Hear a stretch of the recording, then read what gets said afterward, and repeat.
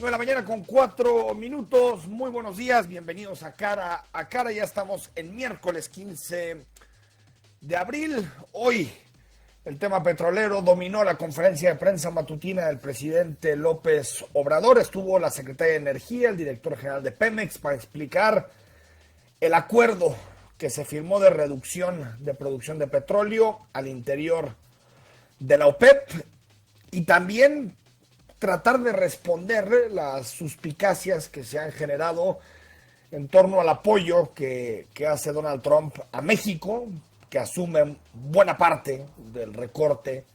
Estamos hablando de 60 y tantos % del recorte que tenía que hacer México en su producción.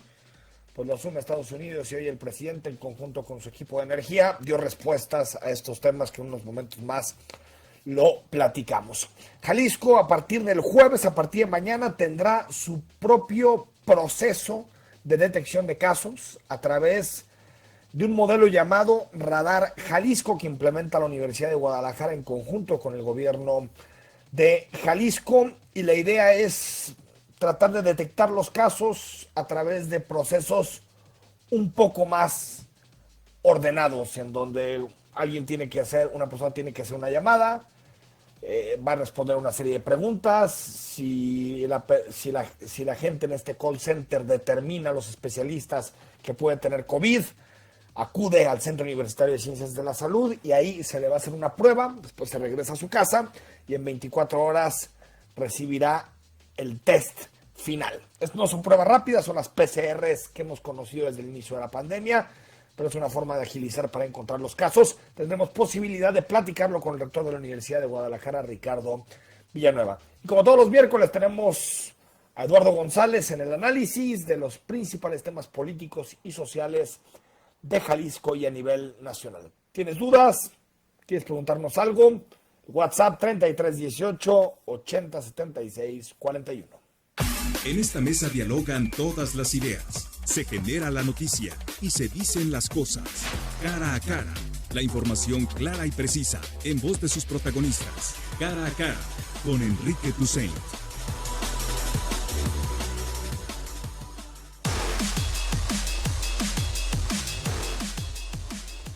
Nueve de la mañana con 7 minutos, dentro del panorama incierto que tenemos a nivel nacional y también a nivel local, pues podemos decir que los datos de coronavirus en Jalisco se mantienen estables, no crecen al ritmo del país, al contrario, a nivel nacional se está creciendo en una tasa que va del 10 al 14% diario. En Jalisco estamos en torno al 2-3% de crecimiento de los casos, es decir, hasta el momento, si analizamos el desarrollo de la pandemia en distintos estados, podemos decir que en Jalisco ahí vamos. Falta mucho, pero creo que sí es algo que levante el optimismo, el voltear a ver las cifras y saber que buena parte del sacrificio que han hecho las y los ciudadanos para quedarnos en casa y poder cumplir con el confinamiento, pues está dando resultados. Eduardo González, profesor del TEC de Monterrey, historiador, analista político. Muy buenos días. ¿Qué tal, Enrique? Buenos días, un saludo a todo nuestro auditorio. ¿Lo ves así? Que si vemos los datos, el número de muertes a nivel nacional, pues en Jalisco más o menos la estamos librando en mejores condiciones.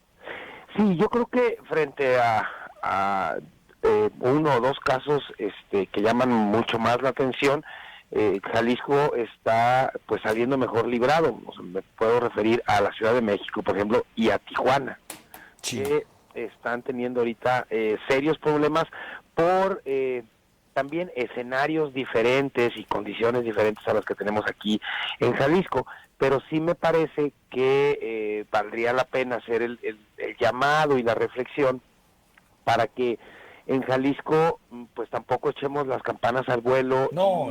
Como tiene lo peor, ¿no?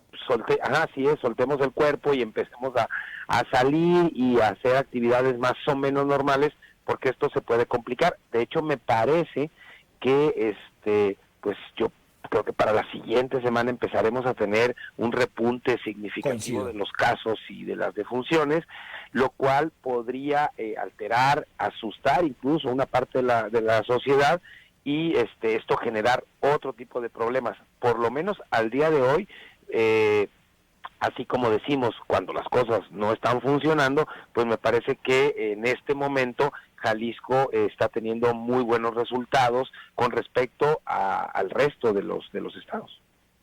Y recordar, Eduardo, que esto es una carrera de resistencia, que difícilmente ahorita vamos a hablar con el rector de la Universidad de Guadalajara, mañana tendremos posibilidad de conversar con el gobernador en este espacio.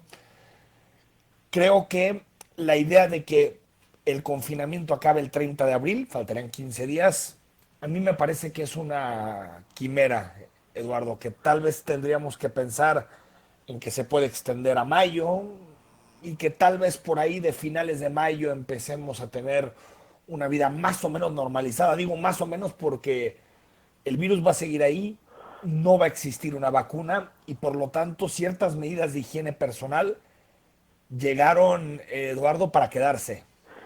Sí, yo creo que yo sí pensaría, Enrique, que quizá esa semana posterior al puente ya, entre comillas, del 1 de mayo, creo que podría empezar a aflojar un poco el confinamiento y que la gente comience a hacer ciertas actividades para tratar de regular sobre todo la actividad económica. Hay que tomar en cuenta que aunque vamos un mes más o menos atrás de Estados Unidos, Sí. sí me parece que va a comenzar a impactarnos el que en Estados Unidos a finales de abril, principios ya de mayo, comiencen ellos a abrir su actividad nuevamente. Eso obligadamente nos va a impactar y va a hacer que también nosotros, aunque vayamos atrás de ellos, nos tengamos en algunas actividades y en algunas regiones adelantarnos. Estoy pensando, por ejemplo, en toda nuestra franja fronteriza. Una Exacto. vez que el país norteño abra su actividad más o menos regular, pues pensar en Reynosa, en Ciudad Juárez, en Tijuana, todavía cerrados, creo que Y ciertas actividades, ¿no? ¿Perdón? Ciertas actividades, porque yo creo que lo que hace falta, y en otros países ya se está discutiendo, Eduardo, es un plan, digamos, de vuelta a la normalidad. ¿Qué sectores podrían empezar a regresar a las actividades normales con todas las precauciones que supone el COVID? ¿Cuándo las escuelas? ¿Cuándo las universidades? Es decir, me parece que ese plan que debería ser discutido en un equipo multidisciplinario donde hubiera economistas, donde hubiera médicos, donde hubiera gente que conociera también las realidades locales de algunos estados, pues nos podría dar un mapa, Eduardo, de quién tal vez en la primera semana de mayo se reincorpora, quién en la segunda semana de mayo, y con eso evitar que un regreso abrupto provoque una tasa mayor de contagios. Sí, de hecho, esto que mencionas, esta misma semana, ya el presidente Trump anunció que tiene pues ya dispuesto un equipo precisamente de economistas, de médicos, de técnicos que van a empezar a determinar cuándo reabre el país, en qué medida y con qué sectores de la economía van a comenzar a levantar la cortina. No estaría de más que aquí el gobierno federal y también los gobiernos de los estados comiencen a pensar en eso. Sí, o sea, yo creo que ya tendría que haber un equipo multidisciplinario que empiece a determinar eso, y también creo, Eduardo, que eso da certidumbre, ¿no? Sí, además... Como que nos dice, aquí está la luz al final del túnel. Sí, yo creo que en todo este asunto del COVID me parece que no se ha aprovechado el ir hasta atrás de todo el proceso. Coincido. Es decir, si hoy, esta semana, ya el presidente de Estados Unidos está anunciando que tiene un equipo para reabrir el país, bueno, ¿por qué si nosotros vamos un mes atrás, pues no lo empezamos a diseñar desde ahorita? Es decir, ya aprovechar lo que han hecho otros países, ¿sí? teniendo en cuenta que nos llevan 30 días de ventaja. ¿Por qué esperar a estar como estuvieron ellos para tomar esas decisiones? Ahora, creo que el crear un grupo interdisciplinario para ver de qué manera se levanta la cortina en unos 30 o 45 días, me parece que tampoco es tan complicado y tampoco tiene que ver con un asunto de politizar el enfrentamiento de la pandemia. No. Yo creo que es algo que esperaríamos una buena parte de la población que hubiera desde los gobiernos estatales y desde luego el gobierno federal.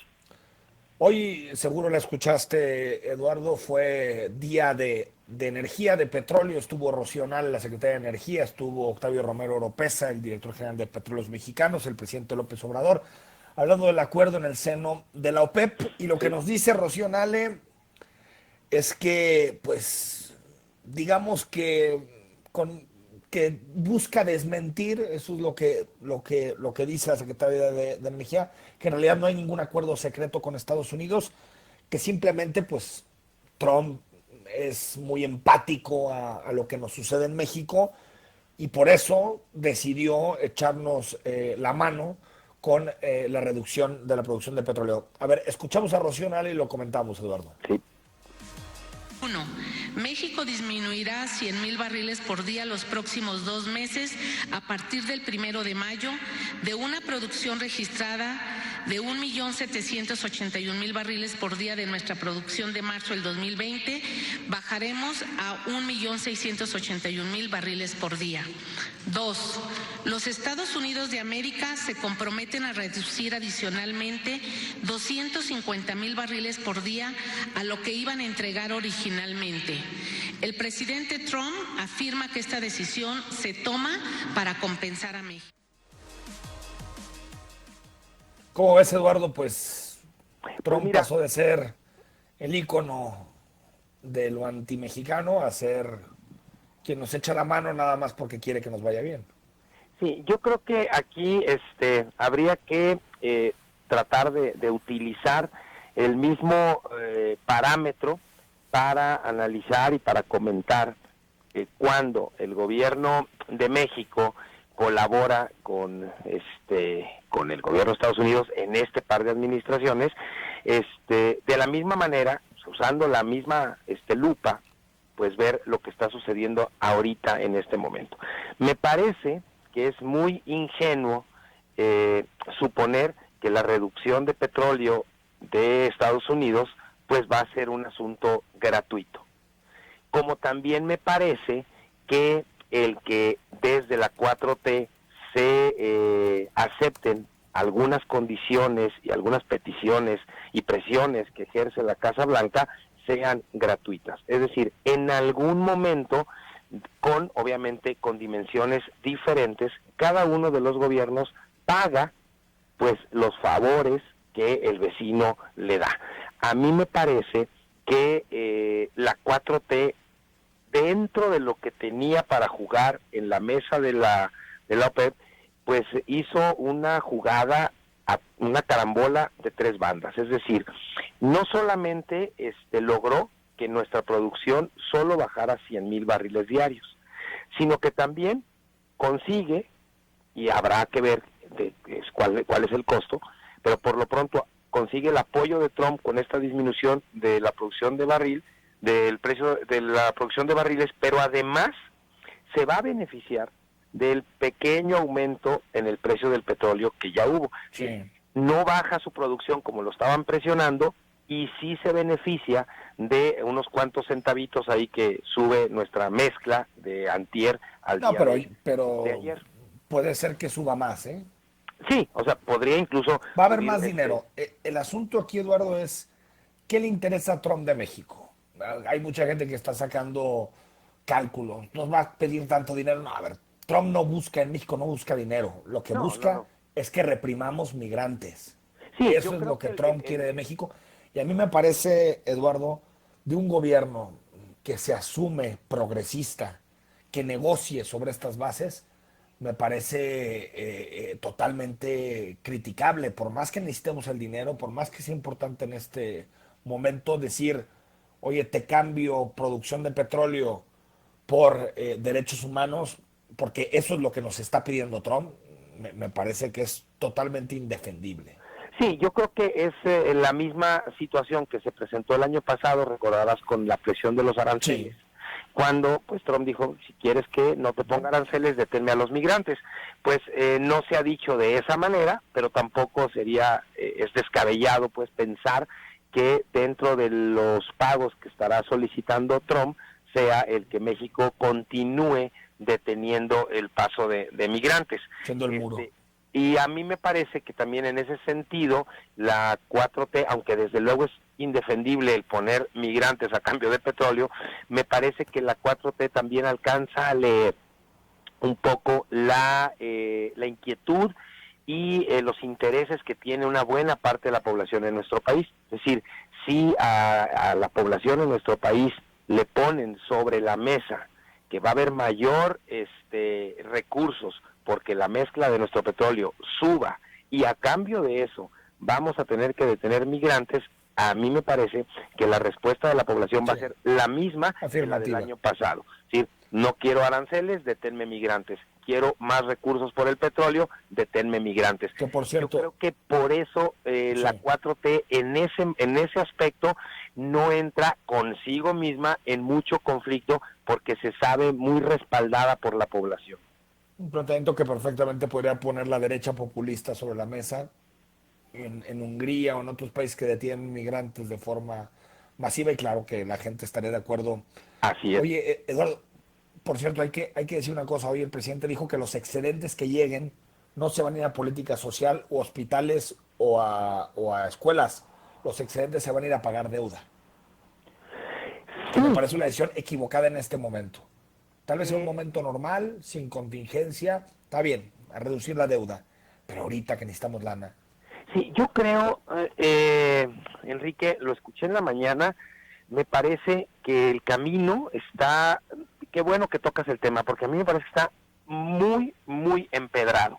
Si nosotros regresamos a el domingo de hace 8 días, sí, cuando sale el presidente y dice, nuestra estrategia es no contratar deuda y apuntalar los programas sociales, una buena parte de la población se le fue encima.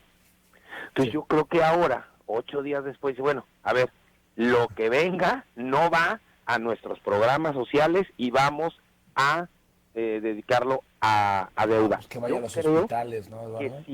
Sí, pero no programas sociales, pero que vaya a los hospitales con la precariedad que tienen los médicos, las enfermeras para atender el COVID y pagar deuda, pues, o sea, sí, pero a mí me parece es inentendible. Que si hoy el anuncio hubiese sido que va hacia cuestiones sociales, me parece que hubiera habido una reacción más fuerte, más feroz de la que seguramente va a haber. Yo creo que si dice que va a los hospitales, no.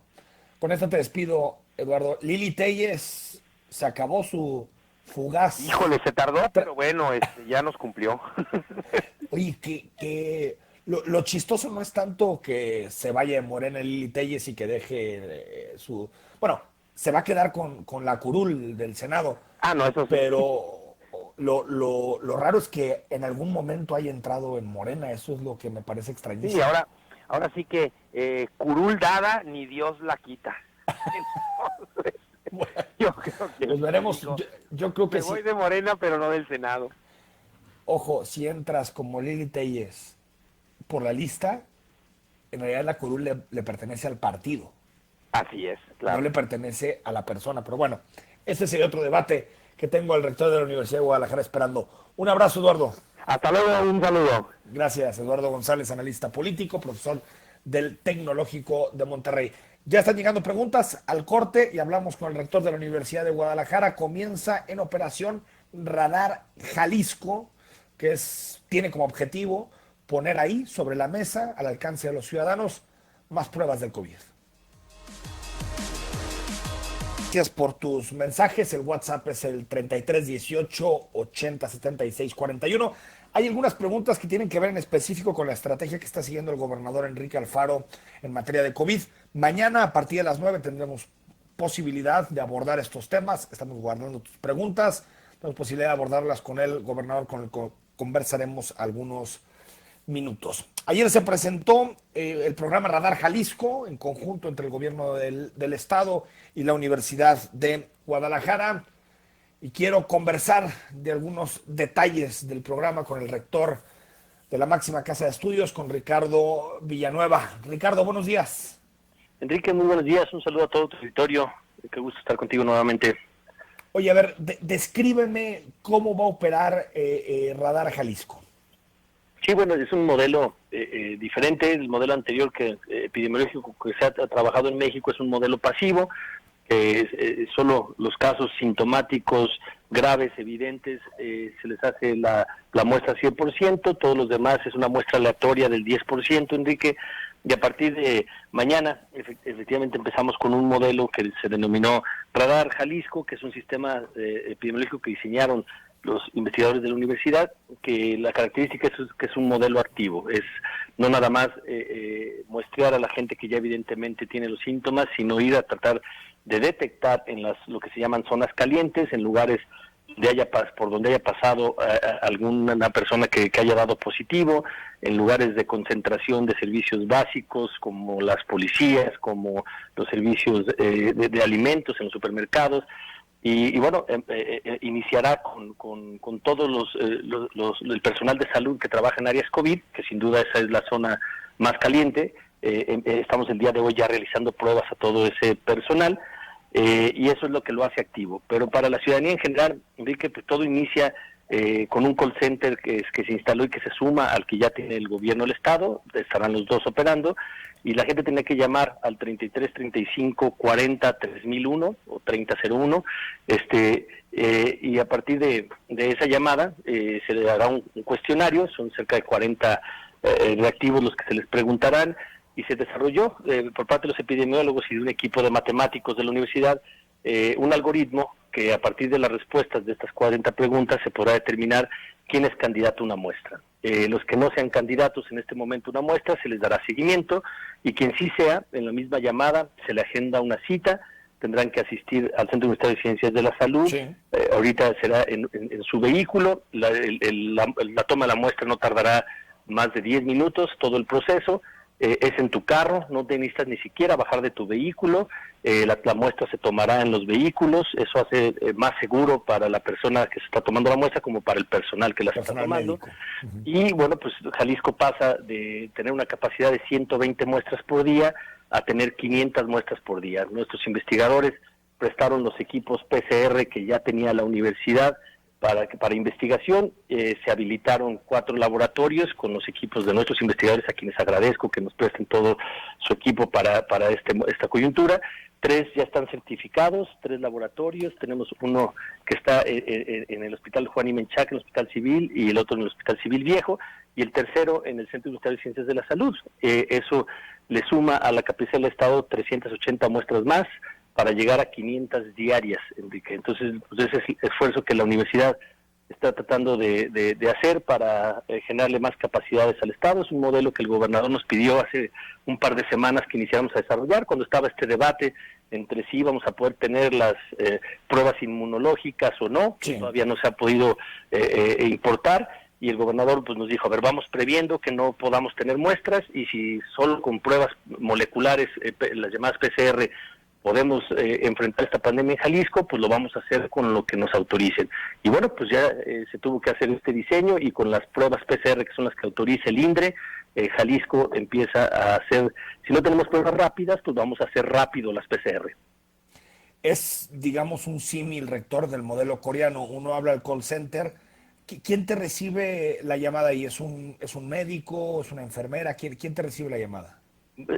Tenemos cerca de 90 internos en 3 turnos, son estudiantes de medicina de los últimos semestres ya, son estudiantes que ya están casi terminando la licenciatura de medicina, entonces son médicos internos, todos los que estarán en 3 turnos, a quienes les agradezco también, que de manera voluntaria nos han estado ayudando. Entonces es gente capacitada para dar una asesoría, un seguimiento. Y te va a preguntar, ¿tienes temperatura? ¿Qué síntomas has sentido? Lo de sentido común.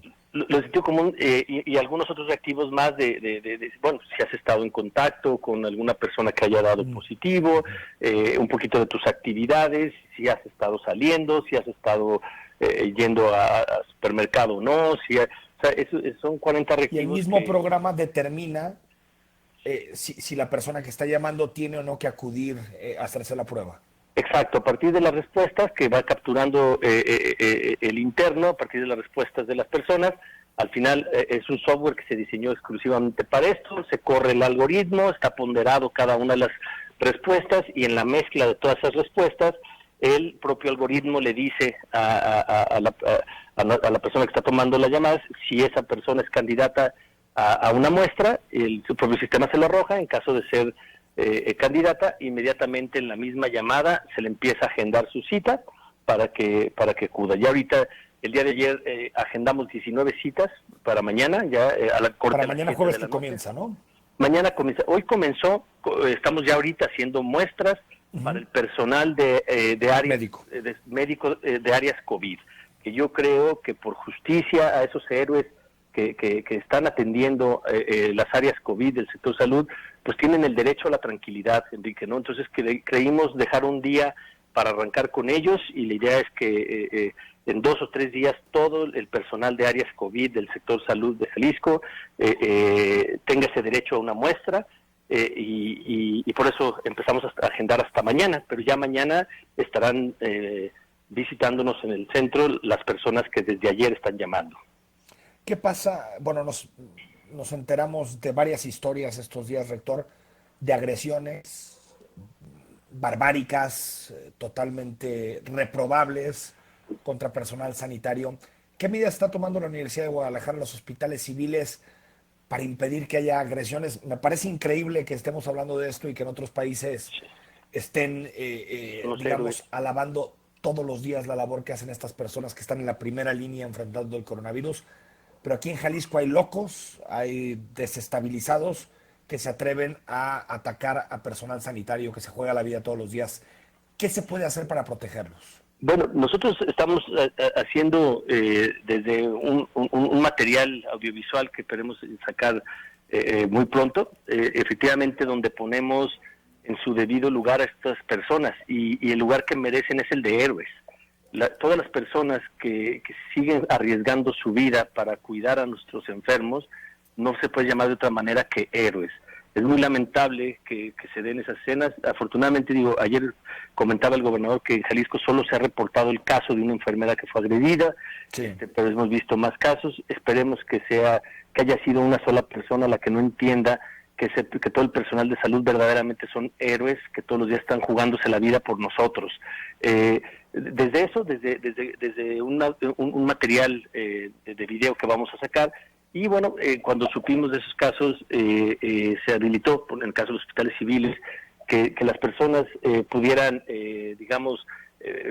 cambiarse en los hospitales, habilitar áreas para que no salieran con sus uniformes y que pues bueno salieran y llegaran como civiles, digamos, ¿no? Y cuidar. Pero creo que ya no ha habido más casos, y yo al revés, yo diría que cada que veamos a una enfermera, a alguien que trabaja en el personal de aseo en los hospitales en las zonas, sí, o un médico, lo que hay que hacer es aplaudirles y darles las gracias. Eso es lo que tenemos que hacer. Antes de preguntarte, rector, porque hay muchas preguntas que nos pasa el auditorio sobre el ciclo escolar en la Universidad de Guadalajara. Antes de eso, si analizamos la curva en Jalisco, los casos, el crecimiento diario, pues parece que las labores de aislamiento, de confinamiento, el sacrificio que han hecho muchos jaliscienses, también empezar antes con estas medidas, parece que están funcionando. Desde tu punto de vista, ¿estamos logrando achatar la curva? ¿Y cuándo podríamos enfrentar, rector, el peor momento? Bueno, sí, yo desde los análisis estadísticos y matemáticos que tenemos, sí se está achatando la curva en Jalisco. Yo creo que eso ya es evidente. La Ciudad de México cada 2 días está teniendo más casos que los que Jalisco en toda la pandemia.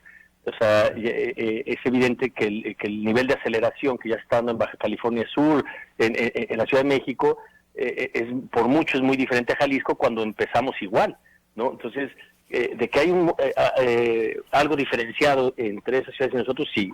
¿A qué se debe? Yo no tengo duda que es al aislamiento social, que esa ha sido la única solución real. ¿Qué porcentaje traemos, rector? Por ejemplo, esta semana, lunes y martes. Bueno, vamos en el 54%, Enrique, ¿no? O sea, que para ser día más o menos hábil por ser Pascua, es más ahí va, ¿no? Ahí va, o sea, yo creo que vamos bien. También vimos las escenas que todos vimos en los mercados del mar, sí. Todo eso creo que fue lamentable, eso no es prioritario, y dijimos que solo íbamos a salir para cosas prioritarias, pero digamos que Jalisco va bien, no podemos cantar victoria, pero ¿qué significa, Enrique? Lo dijimos del principio, va a sonar a mala noticia para mucha gente, pero esa es la buena noticia. Nosotros en nuestro cálculo, si nos descuidábamos, el pico más alto se iba a dar a finales de abril. Y eso hubiera sido trágico, porque eso significaba que si se aceleraba el crecimiento de casos, íbamos a ver rebasados nuestros servicios hospitalarios. No es lo mismo tener 100 casos en 30 días a tener 100 casos en un día. Entonces, estamos viendo cómo la Ciudad de México empieza a acelerarse y Jalisco no tanto. Eso quiere decir que nosotros sí estamos empujando el pico hacia, digamos, si lo teníamos pensado el 5 de mayo en nuestro sistema predictivo, iba a ser el punto más alto, digamos, en un escenario. El 5 de mayo, en 20 días. En 20 días era el cálculo, pero creemos que por este buen comportamiento que se ha tenido en Jalisco, se está recorriendo ya, digamos, hacia mediados finales de mayo, ¿no? Y eso es buena hasta noticia. Mayo. Sí, digamos que tenemos que seguir o sea, hasta finales de mayo tendríamos el momento de mayor nivel de casos, pero eso también indica, rector, que tendríamos que confinarnos y aislarnos hasta todo mayo. Sí, pero también significaría que tenemos pocos casos, Enrique. Si recorremos el punto hacia adelante, también bajamos el pico. O sea, es que tenemos pocos casos diarios. Sí, o sea, mientras el pico, si te pudiera llegar en abril a miles de casos, entre más lo recorras, quiere decir que menos casos vas a tener en tu pico, es porque estás, de lo que se dice, achatar esa curva. Entonces, recorrer el pico también va junto con que vamos a tener menos casos, y eso es una gran noticia. Ahora, rector, habían dos horquillas, digamos, la horquilla era entre 16,000 y 37,000 casos. 16,000 el mejor escenario para Jalisco, 37,000 el peor escenario. En este momento estamos más cercanos al mejor escenario, es decir, a los 16,000 casos. Totalmente. Ahorita estaríamos más cercanos a un buen escenario que a un escenario crítico. Pero esto solo se puede dar si nos mantenemos todos los días con esta disciplina, ¿no? En cuanto rompamos la disciplina, se rompe la estadística, porque recordar que esto es un crecimiento exponencial. Entonces, si tú descuidas 5 casos, estos 5 casos muy pronto se te hacen 100. Entonces, es por eso que la gente debemos de entender que un caso de contagio se te puede llevar en muy poco tiempo a 100, 200 casos, ¿no? Bueno, vimos en Corea, ¿no? La famosa paciente 43, no me acuerdo, que contagió a más de 1,000 personas, una sola persona. Entonces, por eso no hay que perder la disciplina. O sea, un mal caso comprando mariscos nos puede provocar miles de infecciones y muertos. Y a la basura todos estos días. Exacto. Entonces, si nos seguimos comportando como hasta hoy, Jalisco puede salir muy bien, puede ser un ejemplo nacional e internacional de cómo enfrentamos esta pandemia, pero no podemos descuidarnos un solo día, Enrique. Rector, algunas preguntas del auditorio, si me permites. La primera, ¿qué panorama hay para el resto del ciclo escolar, rector? Sí, bueno, hoy a las 4 de la tarde tenemos sesión del Consejo de Rectores, de manera virtual lo haremos, para definir eso. Hoy vamos a definir cómo cerramos las evaluaciones de este semestre y vamos a determinar la presencialidad o la virtualidad del cierre del semestre. Lo primero que podría adelantar, Enrique, es que el semestre no se va a perder. Eso deben de tener tranquilidad todos los estudiantes. O sea, el semestre se va a rescatar, o ya se rescató, porque cerca del 70% de las clases se han llevado en línea y lo tenemos documentado. Pero también tenemos que pensar en estrategias de los estudiantes que no tienen computadora o no tuvieron acceso a Internet, pues no pueden estar en esa desventaja por eso, y buscaremos mecanismos hoy en el Consejo de Rectores de regularización de esos casos para que no se pierda el semestre y que todos tengan la posibilidad de acreditar. Las fechas no las tendríamos todavía, Sí podría adelantarte que claro que el examen de admisión tendrá que moverse, lo teníamos calculado en la segunda quincena de mayo. Yo creo que eso sí lo tendremos que mover de fecha, pero también decirle a todos los que tienen un trámite de admisión a la universidad incompleto que no se preocupen, buscaremos, nadie le violentaremos sus derechos, ¿no? Entonces, todavía no tienen fecha para el examen de admisión, pero se mueve. Yo sí, podría adelantar que sí se tiene que mover. No hay condiciones para hacer un examen de admisión ahorita. No conviene dejarlo en esas fechas, es mejor comprar tiempo. Si podemos recorrerlo, es lo ideal. Pero hoy en la tarde el Consejo de Rectores estará determinando todo lo que es el cierre del ciclo escolar, el examen de admisión y el arranque del próximo. Entonces yo espero hoy en la noche o mañana ya tenerles noticias, Enrique, y darles certeza a todo. Ahora, la mayor probabilidad, yo sé que es algo que tienen que dialogar entre los rectores contigo, pero la probabilidad mayor es que sea virtual, ¿no? La probabilidad mayor es que terminemos como lo hemos venido haciendo, que no se suspendan las clases, que lo que se suspenda sea la presencialidad. Sí. Dos preguntas más, rector, que también están en los mensajes. Una, ¿qué pasa con las pruebas rápidas? Porque la semana pasada nos enteramos que la federación había liberado la posibilidad de importarlas, pero parece que no. ¿Qué pasa con las pruebas rápidas? Bueno, yo lo primero que diría, Enrique, es que ha habido un falso debate en eso de las pruebas rápidas. Lo cierto es que hay dos tipos de pruebas, moleculares o inmunológicas. Sí. Unas, digamos, de manera didáctica, detectan el virus y otras detectan las reacciones del cuerpo humano del virus, o sea, los anticuerpos o los antígenos. Son dos técnicas totalmente diferentes, pero que más que apostarle por unas o por otras, Enrique, son compatibles. O sea, cada una sirve para momentos o cosas diferentes. La prueba molecular, la PCR, que es la que está autorizada ahorita, con la que estamos trabajando, en los primeros días de contagio es la mejor, porque en las pruebas inmunológicas, hasta después del 7º día del contagio, es cuando empiezan a tener una sensibilidad. Ninguna es infalible, todas las pruebas pueden darte falsos positivos. Aunque las PCR son más precisas que las rápidas. Exacto, en los primeros días, pero también se ha detectado que digamos del día 8 al 14, los anticuerpos o los antígenos son mucho más detectables porque el cuerpo reacciona al virus y hay una gran cantidad de anticuerpos y antígenos, y ahí es donde las pruebas inmunológicas, digamos, del 8º al día 14, son sumamente eficientes. Entonces, lo real es que el debate que hemos dado... Se necesitan ambas. Unas u otras. No, ambas. Unas en algún momento, otras en otro momento, pero si nos permitieran tener todas las armas, el personal médico podría de manera más inteligente usar las moleculares o usar las inmunológicas, dependiendo del caso, y hay pacientes que tienen que tener ambas, Enrique. O sea, entonces... Pero ahorita sigue bloqueado, todavía no se pueden importar. Bloqueado. Ahorita no se han podido conseguir las inmunológicas, las llamadas rápidas, pero lo que dijimos en Jalisco, el gobernador, cuando nos pidió este modelo,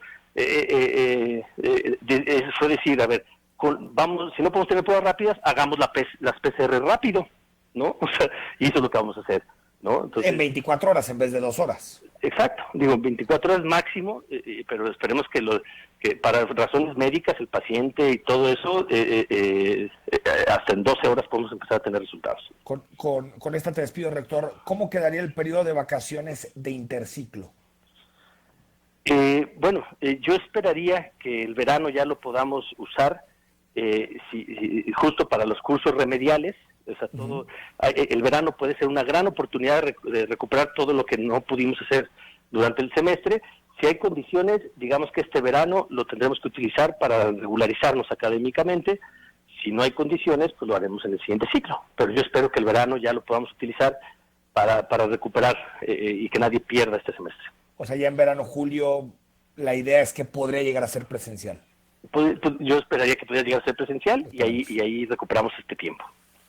Rector Ricardo Villanueva, gracias por los datos y que siga la buena tendencia. Ojalá. Ojalá, sigamos en casa y así va a ser, Enrique. Lo que tenemos que hacer es mantenernos en casa. Gracias, rector. Buen día. Gracias, Enrique. Buen día. 9:45 a.m. Vamos al corte, regresamos. Hay varios mensajes. También comentamos los principales temas de este miércoles 15 de abril.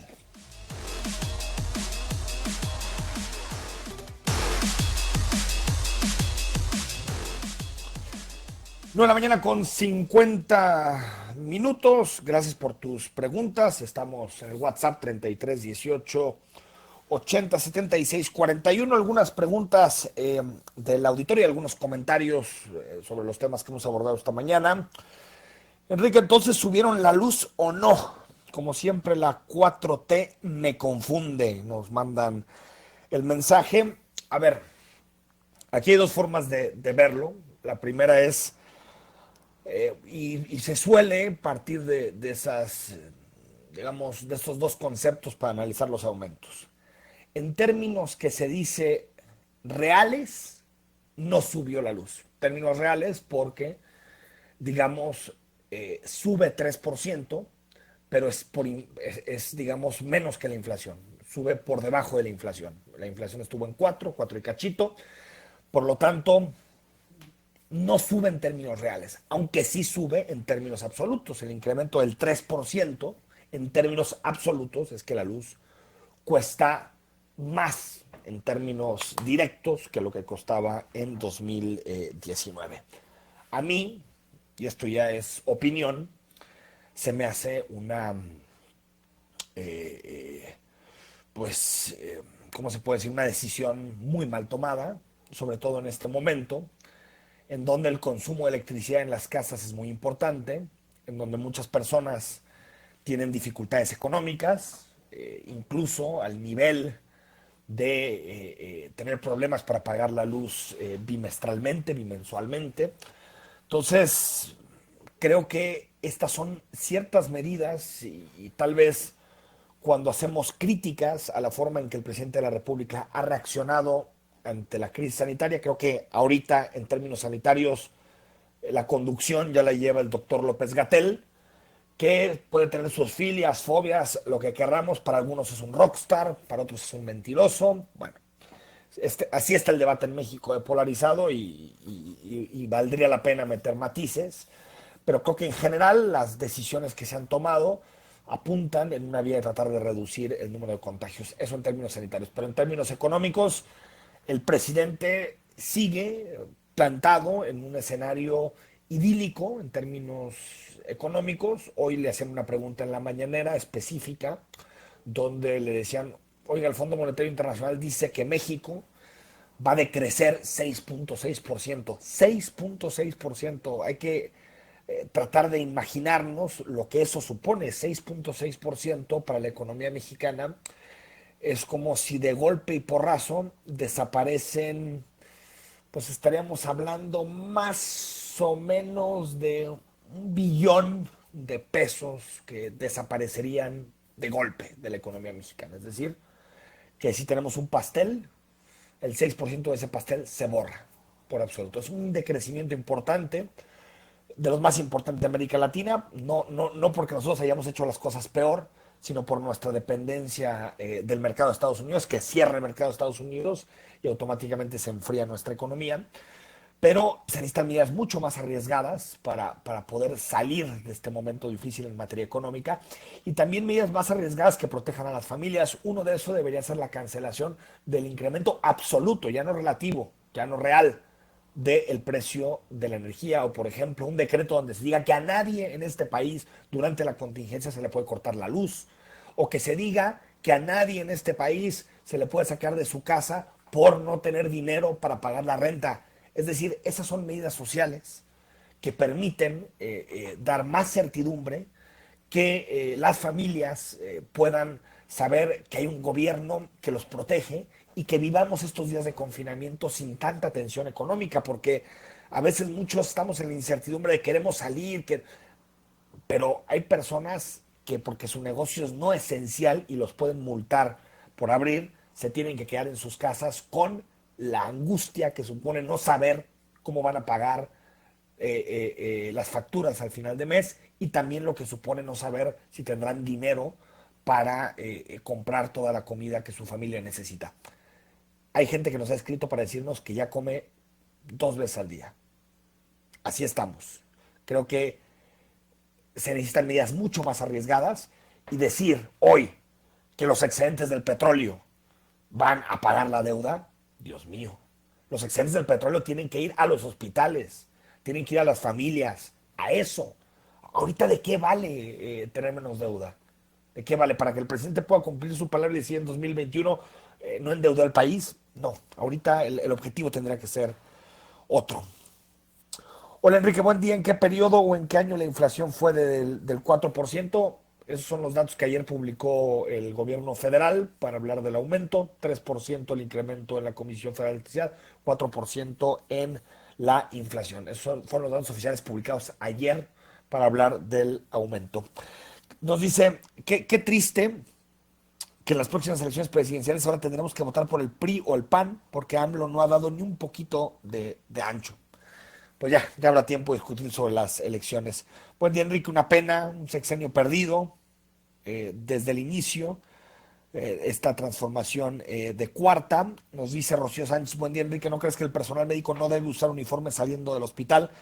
Claramente eso no justifica que les agreda. Pues sí, nos decía el rector, vamos a intentar poner espacios para que se cambien antes de salir, pero lo que vimos esta semana es de una barbarie innombrable.